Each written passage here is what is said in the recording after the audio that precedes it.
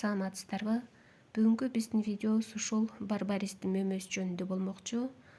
Барбарис дагы биздин ден соолугубузга пайдасы жакшы.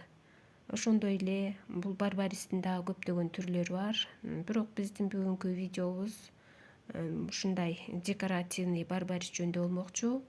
Бул барбарис деле күзүндө мөмө байлайт, бирок мунун мөмөсүн жегенге болбойт. Бул декоративный барбаристин жүзгө чукул түрлөрү бар. Жалбырактары сары, жашыл, кызыл болуп ушундай азыркы сиздер көрүп тургандай кызгылт болгон барбарис. Дагы биз билбеген көптөгөн түрлөрү бар.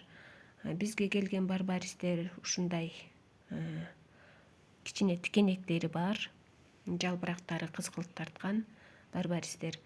Бул барбаристер дагы жана айтып өткөндөй күзүндө чоңойгондо булар дагы мөмө байлайт. Бул барбаристерди биз күн жакшы тийген, күн чакчайып тийген жерге отургузуп койсок, булар жакшы өсөт.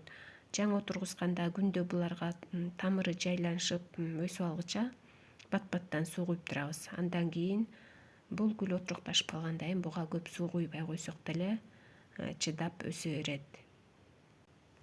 Барбариске дагы жаздан баштап күзгө чейин ар кандай удобрениялардан 2-3 жолу берсек ашыктык кылбайт. Жаңы отургузуп аткан барбариске дагы колдон келишинче витаминдүү топуракка отургузуп алсак, булар жакшы өсөт.